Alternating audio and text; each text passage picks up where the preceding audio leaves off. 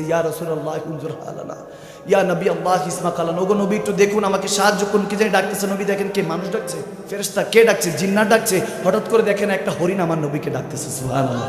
হরিণ যখন ডাকতেছে নবীজি কাছে গেলেন। কি হয়েছে, হোয়াট হ্যাপেন, কি হয়েছে? হরিণ বলছে ইয়া রাসূলুল্লাহ ছোট ছোট দুটো বাচ্চা আছে, শিকারের হাতে বন্দী হয়ে গেছি।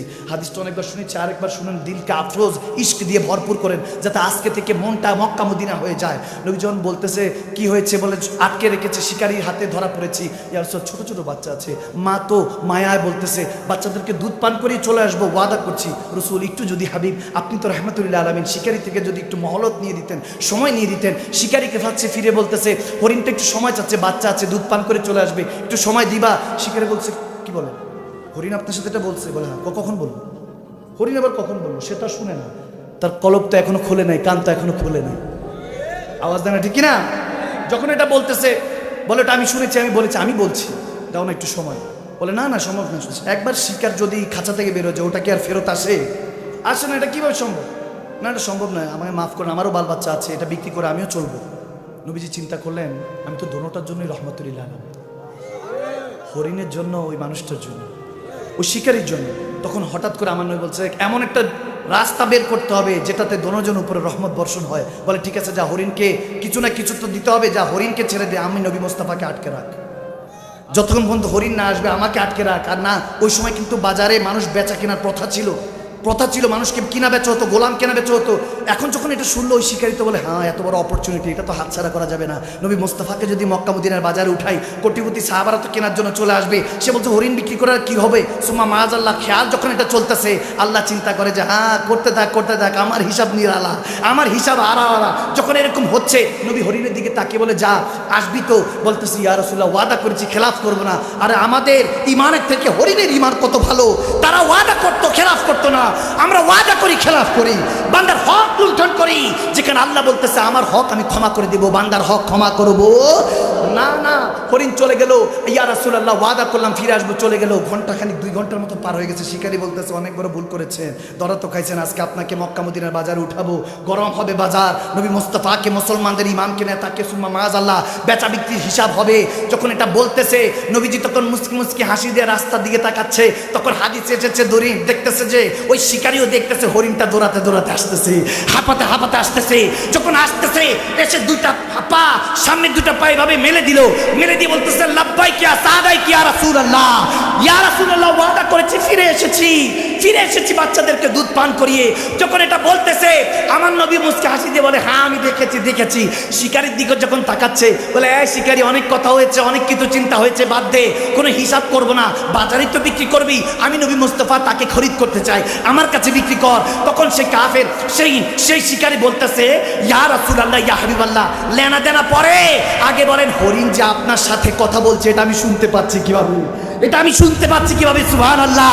আমার নবী বলে এতক্ষণ মুর্দাদ ছিল তার কলব, কিন্তু আমি নবী মুস্তাফার মহব্বত সাথে থাকার কারণে আল্লাহ তোর কলবকে খুলে দিয়েছে।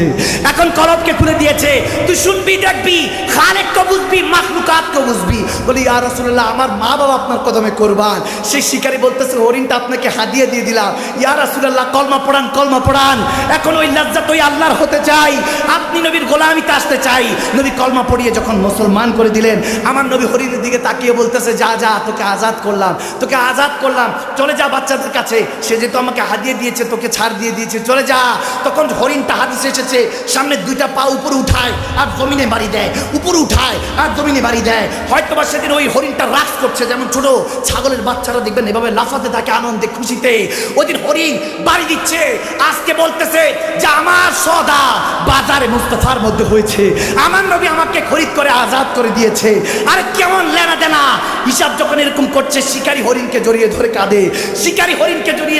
যখন সাহাবী হয়ে গিয়েছে, হরিণ ও শিকারীকে ওই সাহাবীকে জড়িয়ে ধরে কাঁদে, দুজনকে কাঁদছে আর বলতেছে হয়তোবা ये नाज ये अंदाज हमारे नहीं होते, अगर झोली में टुकड़े मुस्तफा तुम्हारे नहीं होते, मिलती हुजूर ना आपके दर से भी इस मंगतों की यहाँ गुजारे नहीं होते।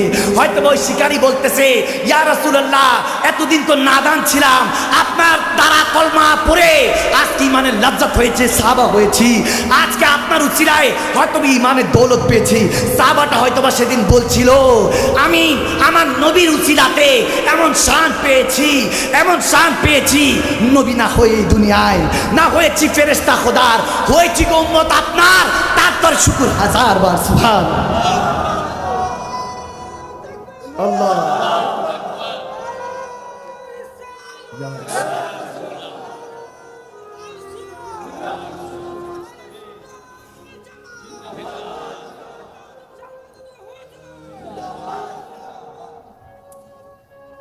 কষ্ট হচ্ছে। সেই প্যারা নবীর মহব্বত অন্তরে রাখার দরকার আছে কি নেই? হরিণ কি হরিণের জন্য আমার প্যারা নবী আছে, উম্মতের জন্য নাই? শুধু আবু বকর। রূপগঞ্জ অফ সুন্নাহ, ইসলামের সত্যবাণী। আমি এসে যখন দেখছি, রাগ করবেন না, আমরা শেরখুদা আলী ফারুক আজম বংশধর, মেজাজ গরম দিল নরম, এসে দেখছি কালেকশন চলছে। আমরা কত কষ্ট করে যুবকদেরকে মাহফিলে আনি, আপনাদের আইডিয়া নেই। যুবকরা ব্যান্ড প্যাকেজ দুনিয়াদার ইহুদি নাসারাদের ষড়যন্ত্রে পড়ে বান্দা এখন এই টেকনোলজির নামে ওলি আল্লাহ দূরে থাক, মমিন হতে পারছে না। আওয়াজ দেয় না কেন মুসলমান? এমন ফিতনার জামানার মধ্যে আছি যে এই যুবকদেরকে আনা যাচ্ছে না। ওই জায়গার মধ্যে আমার নবী বলেছেন, ডান হাতে দান করো, বাম হাত যাতে টান না পায়। কেন আজকে এই দান করার পরে নাম ঘোষণা দিতে হবে? আমি আর আসবো না এখানে, আখেরি বয়ান করে যাচ্ছি। কোরআন ও আল্লাহ এক শেষ পাঠিয়েছেন। এটার পরে আর কোনো কিতাব, আর কোনো চিঠি আসবে না আল্লাহর পক্ষ থেকে। এটার পরে আপনি যে দুনিয়ার করছেন, ওই দুনিয়ার মানুষ, আপনি এক সপ্তাহের জন্য বিছানায় পড়ে যান। টাকা করছেন একটাকে ইনকাম করতে 10টা মিথ্যাকে ধামাচাপা দেওয়ার জন্য 100টা মিথ্যা বলছেন। যাদের জন্য করছেন হারামকে হালাল, হালালকে হারাম, খোদার ইজ্জতের কসম, বিছানায় পড়ে যাবেন। 1 মাস পর পাশের রুমে মা হলে সেবা করবে, বউ নেককার হলে সেবা করবে। পাশের রুমে গিয়ে আপনার টাকার মেশিন পুরুষ দোয়া করবে, আল্লাহ তোমার বান্দা তুমি নিয়ে যাও। এই জামানাকে ফিতনার যুগ থেকে বাঁচানোর জন্য যুবকদেরকে কত কষ্ট করছে হক্কানি আলেমরা, আর আমরা তামাশা বানিয়ে দিয়েছি মাহফিলগুলিকে। কত কষ্ট করে আল্লাহ রসুলের দিনকে, আল্লাহর ওলিরা দিনকে কায়েম করেছেন। এটা আপনি আমি কি বুঝবো? এই কিতাব, এটার মধ্যে কোনো সন্দেহ নাই। আপনি বুঝেন না, আপনার কিসমত খারাপ, আমরা মানি। আওয়াজ দেয় না কেন? আপনারা কি এখানে কি আমার নবীর আশিকরা নাই নাকি এখানে? আওয়াজ দিয়ে বলেন, হাত তোলা আল্লাহকে বলেন, কি এই দুনিয়ার মধ্যে কি আল্লাহর ইসলাম, আমার রাসূল ইসলাম কায়েম হবে কি? বলেন না কি? আপনারা কি রাজি নাই? রাজি নাই? স্টেজ উঠে দেখেন না এখন এক আলেম আরেক আলেমের সমালোচনা? দেখেন না ফিতনা? আগে হুজুরদের থেকে দোয়া নিতে যেতাম, এখন ঘরে বসে বলে আল্লাহ হুজুরদেরকে মিলায় দাও। ওই জামানায় আসছি আমরা। আওয়াজ দিচ্ছে না কেন আপনারা? বুঝলেন না? রাগ করবেন না। আল হক্কু মরুন, আল হক্কু মরুন। আবেদ সালমাদানি বলতেন, আমার দয়াল নবীর হাদিস, হক কথা তিতা, ভালো না লাগলে উঠে চলে যান, আই ডোন্ট কেয়ার। মুমিন যারা, তারা বলবে হুজুর এটাই দরকার ছিল। আওয়াজ দেয় না? ঠিক কিনা যুবক? আমার যুবক ভাই বাবারা, আসুনি তোমরা? আওয়াজ দেয় না? আছো? আছো? ডাকলে ময়দানে পাওয়া যাবে? হ্যাঁ পাওয়া যাবে। ময়দানে যখন ডাক দিব, তখন যাওয়ার সময় প্রথম বউ থাকলে বউ আটকাবো, কই যাও? যুদ্ধে যেতে। কি এর এত যুদ্ধ? 71, 24, এত যুদ্ধ কিসের? আমি যদি বলি দাজ্জাল চলে আসলে, দাজ্জাল চলে আসছে, কানা দাজ্জাল। মাহদী আলাইহিস সালামের 40 জন ফৌজ বাহিনী নিয়ে ইমাম মাহদী এসেছেন, চলো তাড়াতাড়ি যুদ্ধ করতে হবে। এখন আমাদের ইমানের অবস্থা, বউ থাকলে বউ আটকাবে, নয়তো মা বাবা আটকাবে। আওয়াজ দেয় না কেন মুসলমান? ইমানের তলোয়ার ধার দিতে হবে মুসলমান। এখানে সবাই বাবা আদমের সন্তান, মানে নবীদের শাহজাদারা সবাই। আওয়াজ দেয় না কেন? আমি মুস্তাফা করিমের শাহজাদা হতে পারি, গোলাম, কিন্তু আপনারা তো বাবা আদম সন্তান, আমরা সবাই তো আদম সন্তান, নবী সাহেবজাদা আমরা এখানে সবাই। কি বুঝে? নবী সাহেবজাদা হয়ে এভাবে চলবেন? এখানে কেন এরকম মানুষ এত কম হবে কেন? ডিজে পার্টি হলে তো মানুষের অভাব হইতো না। হক কথার অল্প কিছু বছর আছে, আমি লিখে দিয়ে যাব, স্ট্যাম্পে সিগনেচার করে লিখে দিয়ে যাব, আর 10-15 বছর আছে, এরপরে এই মানুষও খুঁজে পাবেন না। কানা দাজ্জাল, এই কানা দাজ্জাল, এখানে দেখবেন একটা ফুটা ক্যামেরা আছে, এই কানা দাজ্জাল অলরেডি চলে আসছে। এটা দ্বিতীয় দাজ্জাল আপনাকে কন্ট্রোল করছে। ভালো মন্দ সব কিছুরই আছে, আমি খারাপ বলছি না। যখন কথা ছিল হ্যালো হয়তো ওইভাবে সেভাবে, তখন ভালো ছিল। এখন তো এটার দ্বারা মিথ্যা এমন হয়ে গেছে, দোস্তরে ফোন দেয়, কই তুই, বাস স্ট্যান্ডে কম্বলের নিচে। আওয়াজ দেয় না কেন যুবক? এগুলো থেকে ফিরে আসুন। আজকে শিখবো কিভাবে আমার আল্লাহকে রাজি করতে হয়। আবু বকর, ওমর, ওসমান, হায়দার, ওনারা কি ভিন গ্রহ থেকে আসছে? আওয়াজ দেয় না কেন? ভিন গ্রহ থেকে আসছে। ওনারা আল্লাহকে, রসুলকে রাজি করতে পারলে আমাদের সমস্যা কিটা? আমাদের কিসের সমস্যা? কোথায়? আমরা কি জান্নাতের সার্টিফিকেট নিয়ে ঘুরছি? হেদায়েতের কথা, আল্লাহর কথা, আমার রসুলুল্লাহর কথা, কোনো টু শব্দ হবে না। আজকে শুধু ইমামতি করবে, মুসল্লি নামাজ আদায় করবে, ঠিক না? যতন বন্ধু সালাম না ফিরাচ্ছি আর কোনো কথা বলা যাবে না। আল্লাহ আমাদেরকে বুঝার তৌফিক দান করুন। আমিন বলেন, আমিন বলেন। প্যারা নবীর কদম মোবারক থেকে আলে পাক, আলে রসুল, সাহাবায়ে রসুল, আজওয়াজায়ে মুতাহহারা, তাবিন, তাবে তাবিন, আইম্মা মুজতাহিদিন, সলফে সালিহিন, গৌস কুতুব, বাংলার 360 আউলিয়া সহ, চট্টগ্রামের 12 আউলিয়া সহ, আবেদ শাল মাদানী, জান শাল মাদানী, শাহিন শাহ ইমামে রাব্বানী সহ, আজকে জাহাঙ্গীর আস্তানায় যিনি শায়িত আছেন হযরতে জাহাঙ্গীর শাহ হুজুর আলাইহি রহমাত, তিনার আরোয় পাক সহ, বিশেষ করে আজকে রূপগঞ্জের আশেপাশে যত আশিক রাসূল, অনেকের মা বাবা, দাদা দাদি, নানা নানি, বড় আব্বা, বড় আম্মা, মুমিন মুমিনাত যারা শুয়ে আছেন, তাদের প্রত্যেকের আরোয় পাকে সালাম আর্জ করছি। মুহাব্বতের আওয়াজে পড়ুন আল্লাহুম্মা আমিন। গেটের সামনে কি আছে? গেটটা লাগাই দাও। এদিকে তাকান, আপনারা ওদিকে তাকা লাগবে না। গেটের সামনে যে আছেন একজন উঠেন। সবার হেদায়েত, জান্নাতও আল্লাহ বানাইছে, জাহান্নামও তো বানাইছে। সবাইকে কোরআনের জান্নাত। এখানে আগামীকালকে লাখ টাকা দিলেও তো বসবেন না এত রাতে। এটা জান্নাত। আগে গতকাল কয়টা সাধারণ মাঠ ছিল, এখন জান্নাতের বাগান। ঈমান আছেনি মুসলমান? গেটটা লাগাই দেন, আসা যাওয়া যাতে কেউ না করে। আর যদি কারো ওয়াশরুম থাকে, যে হুজুর একটু হাজত ছিল, সুসম্মানে চলে যান, কোনো সমস্যা নেই, গিয়ে আবার চলে আসবেন। আল্লাহ আসার মতো, বসার মতো, শ্রবণ করার মতো তৌফিক দান করুক। আমিন বলেন। আর যারা বসার নিয়ত করেছি, শেষ পর্যন্ত বসা যাবে তো ইনশাআল্লাহ। আজকে দুনিয়াদারি ঘন্টাদারেকের জন্য তালাক। আওয়াজ দেয় না? বিয়ে শাদী করছেন তো, তালাক দিলে সংসার করবো কার সাথে? এটা হলো ক্ষণস্থায়ী তালাক, চিরস্থায়ী আল্লাহ রাসূলের সাথে কবুল করার জন্য। সুবহানাল্লাহ। কারণ এই দুনিয়ার আপন জনা আজকে আছে, কালকে নাই, কিন্তু দয়ার নবী, মায়ার নবী আপনা সদাই, ঠিক না? এমনও আপনা তিনি যার নাই উপমা, যেজন হবে আপনা সেই তো মদিনায়। আল্লাহ আমাদের সেই মদিনাওয়ালার সাথে দিল লাগানোর মতো তৌফিক দান করুন। আমিন বলেন, আমিন বলেন। এই জন্য মনোযোগ থাকবে, শেষ পর্যন্ত বসার চেষ্টা করব। বসতে পারবেন না কে কে? হাত তুলেন দেখো দেখি। আচ্ছা, 2-4 জন বসতে পারবেন না আর কি, বুঝেন আর কি, ঠিক আছে, সমস্যা নেই। এটা হলো আমি টেস্ট করছি, পড়াতে বসছি তো একটু মাঝে মাঝে টেস্ট করতে হয়। আজকে মুসলমান কোরআন পড়ে কেন আলাদা হয়ে যাচ্ছে? যে অমুক জান্নাতি, আমরা জাহান্নামী, আমরা জান্নাতি, অমুক জাহান্নামী। কোরআন দিয়ে, দলিল দিয়ে কেন আলাদা হয়ে যাচ্ছে? যেখানে ওয়ালা তাফারাকু আলাদা হওয়ার কথা এসেছে, আলাদা হইস না। মুসলমান তো রসুনের কোয়ার মতো থাকার কথা। আমরাই তো সেই মুসলমান যারা একটা খেজুর খেয়ে 3 দিন উহুদের ময়দানে জিহাদ করেছিলাম। আমরাই তো সে মুসলমান যারা 2-4টা তলোয়ার, 7-8টা ঘোড়া দিয়ে 313 জন বদরের ময়দানে হাজার হাজার কাফের গর্দান উড়িয়েছিলাম। আজকে মুসলমানের এই হাল কেন? কারণ ওয়াকুনু মা সাদিকিন, ওলি আল্লাহদের সোবত ছেড়ে দিয়েছি, বন্ধুত্ব ছেড়ে দিয়েছি। খোদার ইজ্জতের কাসম, এমন একটা সময় আসবে দুনিয়া আপনাকে বুঝিয়ে দিবে তোর কেউ আপন না। একা এসেছিস, একা যাবি, খালি এসেছিস, খালি যাবি। আল্লাহর দয়া, আমার হুজুরের মুস্তাফা জানের রহমতের দয়া, যে আল্লাহ 3টা কাফনের কাপড়ের ব্যবস্থা করছে। আমার মালিক ও খালিকের দয়া। চোখ তো ছোটবেলা ছিল, কি দেখতেন? জুবান ছিল, বলতে পারতেন না। কান ছিল, শুনতে পারতেন না। হাত ছিল, ধরতে পারতেন না। পা ছিল, চলতে পারতেন না। ওয়া ওয়া করেছেন, মায়ের মাধ্যমে আল্লাহ রিজিকের ব্যবস্থা করেছে। কি অকাত, কি ইজ্জত চান? এত পোস্টার, এত নাম কেন হবে? শুধু ওয়ারাসাতুল আম্বিয়া ওলি আল্লাহরা যেনারা আসবেন শেখের তরিকাটা আলেমদের নাম হবে, এনারা জীবনে বলেও না যে আমার নাম দিও।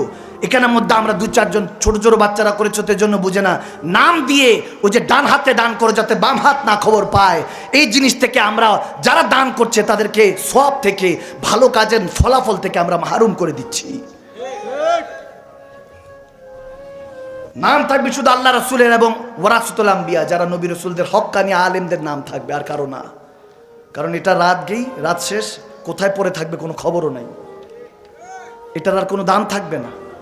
একটা মাত্র সময়, শুধু ডেটের কারণে আজকে এটার দাম আছে। চুমু খাবে, আমার কথা যদি না বুঝেন ঘরে গিয়ে চিন্তা করবেন মাদানী সাহেব কি বলে গিয়েছে, 2-2 4 মিলে যাবে ইনশাআল্লাহ। ফিতনা ফাসাদ, ভাইরাল ট্রেন্ডিং, এগুলো ফিতনা, এগুলো ফিতনা। ফিতনা ফাসাদের দুনিয়াতে আছে। 700-800 বছর আগে থাকতেন, হয়তো জুনায়েদ বাগদাদি থাকতো, হাসান বসরি থাকতো। পেরেশানি হলে হুজুর পেরেশানি আছি, হাতে মাথার মধ্যে যখন হাতটা বুলিয়ে বলতেন টেনশন নিস না, পেরেশানি আল্লাহর রহমত। সুবহানাল্লাহ।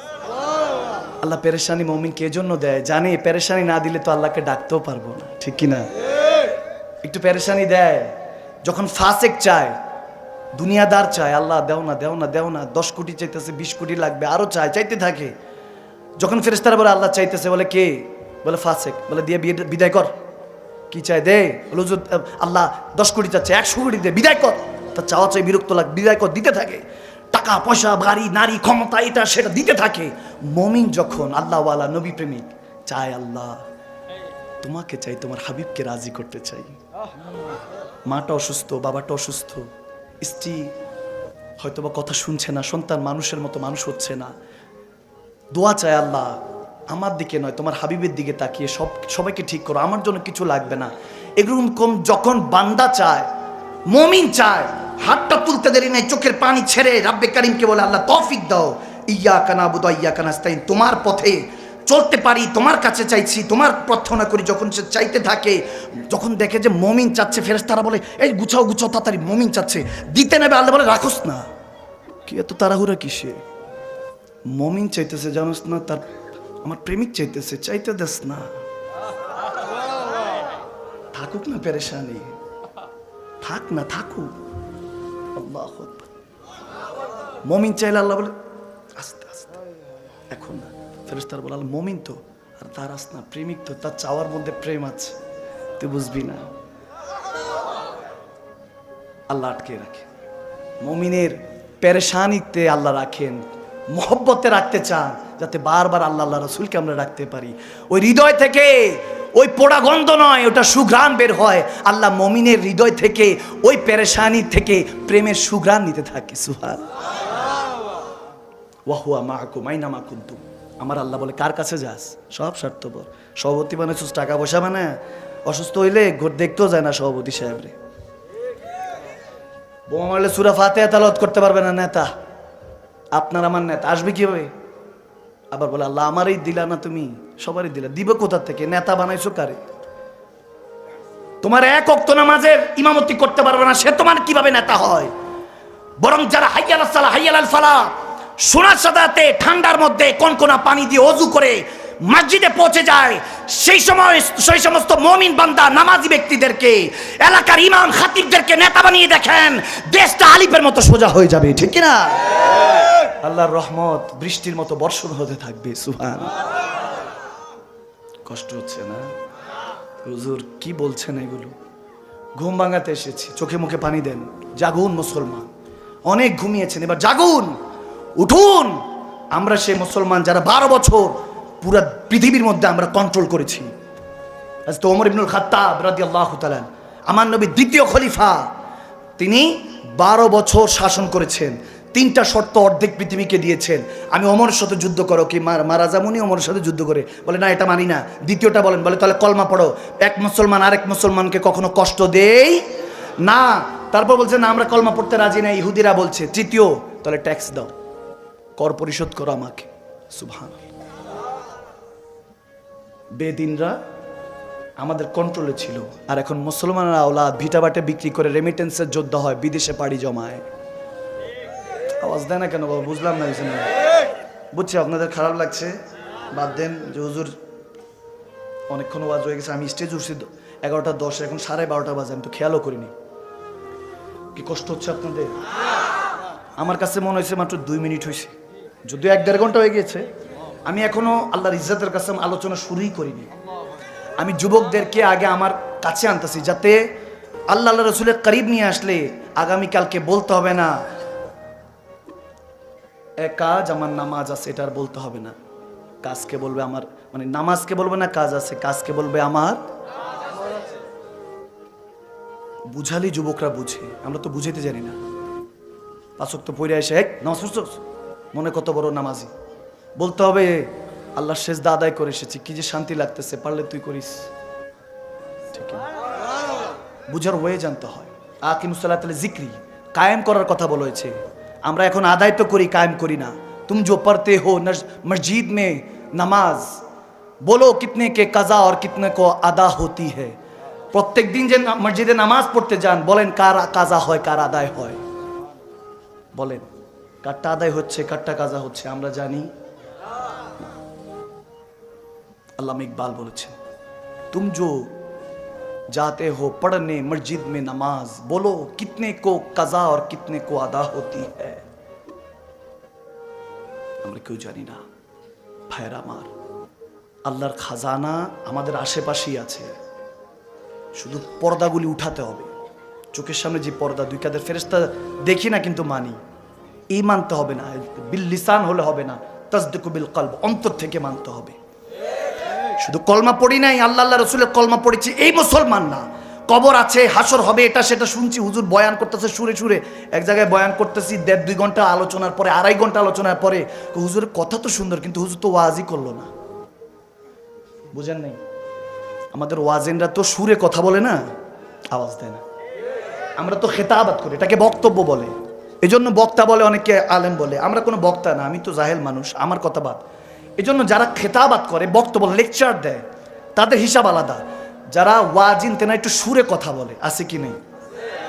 আমি 2-2.5 ঘন্টা কোরআন সুন্নাহ থেকে বয়ান করেছি, খেতাবাত করেছি, বক্তব্য দিয়েছি, মুরব্বী সবই শুনছে, বলে হুজুর কত সুন্দর মাশাআল্লাহ, তো ওয়াজ তো করলো না, হুজুরের সুর কোন? পরে যখন শেষে দিয়ে যুবকরা বলে, হুজুর একটু কালাম যদি পড়তেন, একটু নাতেরা সুর। ঠিক আছে, পরে 2-1টা কালাম পড়ছি, বাবা হ্যাঁ এইবার ওয়াজ সুন্দর হয়েছে। হিসাব বুঝেন নাই মনে হয়, আমার কথা বুঝেছে? সুরের ওয়াজ মনে করে না, সুর সুরের জায়গায়, ওয়াজ ওয়াজের জায়গায়, খেতাবাত খেতাবাতের জায়গায়। কেউ আস্তে আস্তে কথা বলে, কেউ আবার সুর দিয়ে বলে, কেউ আবার জালালি হালতেও বলে, ঠিক কিনা? গতকালকে আপনারা অনেকে পেয়ে থাকতে পারেন, গতকালকে একটা যে কোনো একটা বিষয়ে আমি কথা বলেছি। আমার পেয়ারা নবীর শানে একজনের জুবান দিয়ে বুঝানোর ক্ষেত্রে গোস্তাখি বের হয়েছে, এবং পূর্বে অনেকবার গোস্তাখি বের হয়েছে, তিনি তওবাও করেছেন। কিন্তু আমার পেয়ারা নবীর শানে আল্লাহ বলতেছেন, আমি আল্লাহর সাথে যদি বেয়াদবি হয় মাফ করে দিব নবীর ওসিলা দিলে। ফাস্তাগফিরুল্লাহ ওয়াস্তাগফিরুল্লাহ ওয়াস্তাগফিরুল্লাহ ওয়াস্তাগফিরুল্লাহ রাসূলা লাওয়াজাদুল্লাহ ওয়া তাওয়াবা রাহিমা, লাওয়াজাদুল্লাহ তাওয়াবার রাহিমা। আমার নবী হাফেজে কোরআন, যেহেতু এই জন্য জিজ্ঞেস করে নিচ্ছি, বারবার পড়াচ্ছি, দিকে ওনাদেরও যাতে মনে হয় ওখান থেকেও ফায়েজ দরকার আছে, ঠিক না? আমার আল্লাহ বলতেছেন, নবীর উসিলা দিয়ে যদি তওবা করিস আমি মাফ করে দিব। এত আস্তে কেন? আরো জোরে পড়ুন, জোরে পড়ুন। কিন্তু আল্লাহ নবীজির সাথে বেয়াদবি করলে, বদরের যুদ্ধ ভালো মতো খেয়াল করেন, যুদ্ধে যাচ্ছেন, সংখ্যা কম 313, আর কাফেরের 1000-এর উপরে সংখ্যা। কি সংখ্যা কম না বেশি? 313 জন বদরের সাহাবা, মুসলমান মুমিনের সংখ্যা কম, আর কাফের 1000-এর উপরে, তার সংখ্যা বেশি। তো কম বেশির হিসাব কিন্তু বুঝবেন।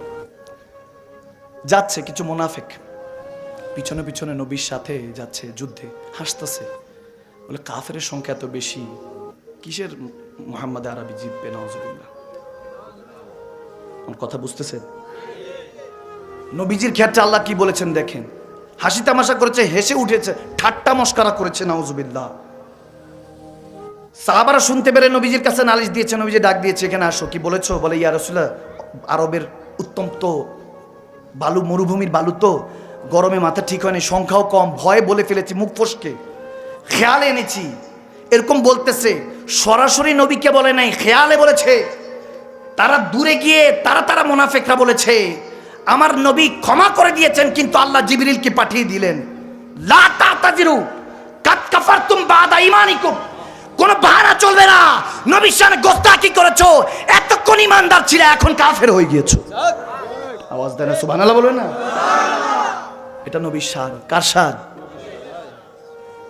নবীর শানে বেয়াদবিতে আল্লাহ কখনো ক্ষমা করে? আচ্ছা, এটা তো হলো। এখন কেউ আমার নবীর শানে যে কোনো একটা শব্দ ইউজ করেছে, আমি এটা বলতে চাচ্ছি না। এখন তিনিও স্কলার, কোরআন সুন্নাহর কথা বলে।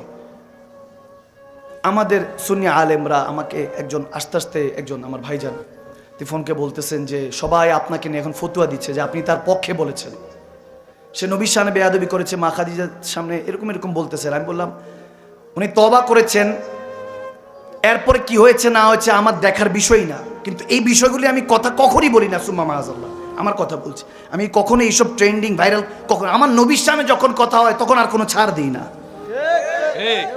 কখনো ছাড় দিই না। তবে আল্লাহ রাসূলের শানে যদি কেউ গোস্তাখি করে, মুমিন মুসলমান তো কখনো ছাড় দিতে পারে না। তখন তো মুসলমান এমনি রেডি হয়ে যায়, কিন্তু যখন গোস্তাখি করেছে, এটা ঘেটে দেখলাম এটা অনেক আগে। এরপর রিসেন্ট উনি এগুলো বলেছে, তবে বলার মধ্যে এখন অনেক দেখি অনেক পার্থক্য এসেছে, এখন একটু আদব নিয়ে বলছে। যাই হোক, বুঝানোর জন্য অনেক ওয়ে আছে, রাইট ওয়ে আছে, রং ওয়ে আছে। তো আমরা বেশিরভাগই দেখা যায় রং ওয়েটা ডিসাইড করি।